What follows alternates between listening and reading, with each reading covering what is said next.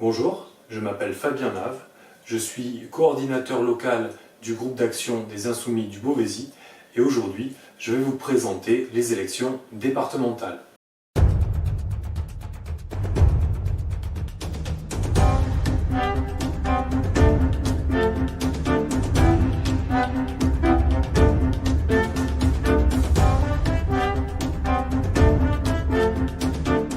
Je fais cette vidéo pour essayer de vous expliquer à quoi sert le conseil départemental, quel est son rôle et quelle est la fonction des conseillers départementaux élus.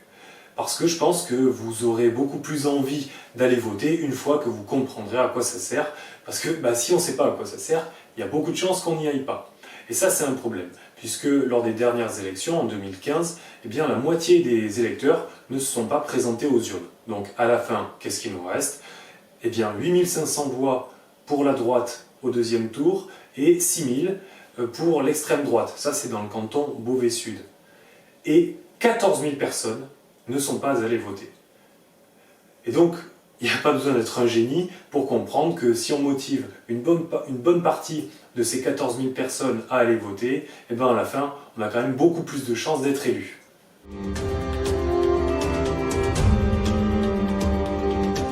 Le 13 juin, nous voterons pour le premier tour, c'est-à-dire que nous allons choisir un binôme, un homme et une femme qui se présentent ensemble avec leur suppléant, c'est-à-dire leur remplaçant. Donc sur le bulletin, il y a 4 noms.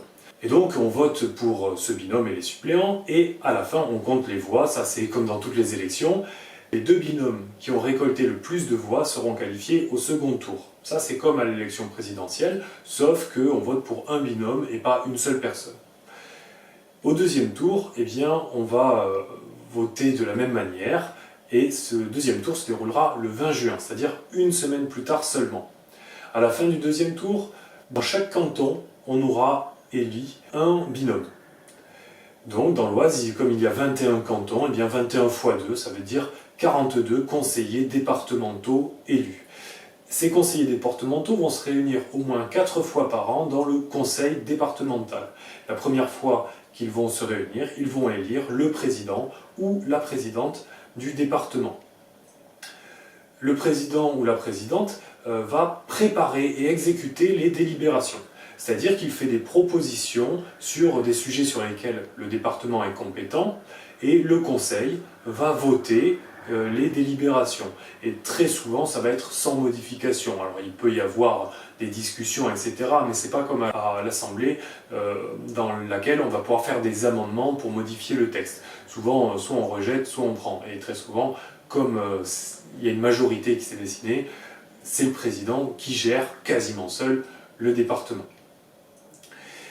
Son rôle va être aussi d'être celui qui ordonne les dépenses et prescrit l'exécution des recettes. Bon, très concrètement, ça veut dire qu'il gère le budget. Et ce budget, il est assez important puisque c'est environ 750 millions d'euros tous les ans.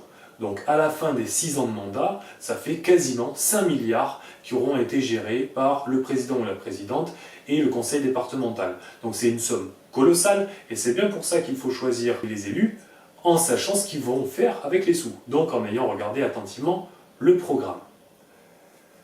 Alors, je disais, le conseil départemental va faire des propositions, des délibérations sur les sujets sur lesquels il est compétent. Dans la campagne, on risque d'avoir des gens qui vont dire « moi je vais créer de l'emploi, je vais... etc. » Bon, je veux dire, c'est pas du tout les compétences du département. L'emploi, c'est pas une compétence départementale.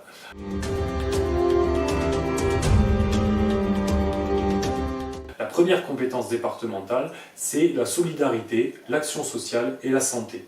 Alors c'est une compétence qui est vraiment d'une importance capitale, surtout dans le contexte de la pandémie que nous vivons, puisqu'il y a une partie de santé, de gestion de santé, mais surtout de protection des personnes fragiles, c'est-à-dire les personnes âgées, mais aussi les enfants ou les personnes qui vivent avec un handicap.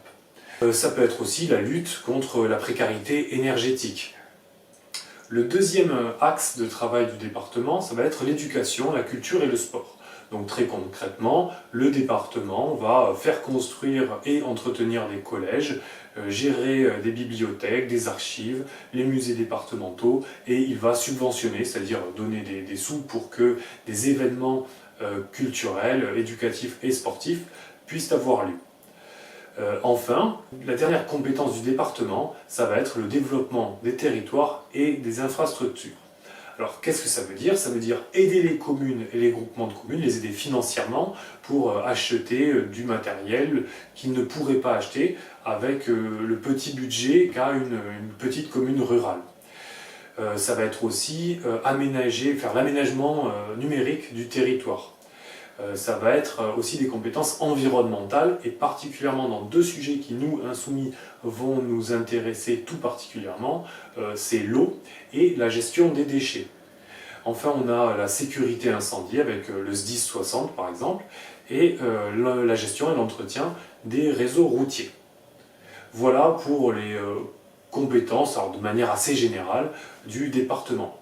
Je referai un petit peu plus tard des vidéos plus précises sur chacune de ces compétences pour rentrer un petit peu plus dans le détail et présenter les propositions que nous porterons pour le département de l'Oise.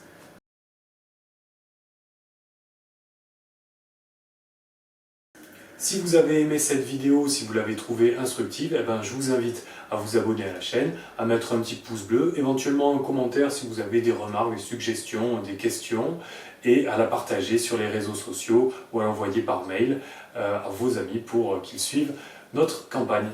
Merci.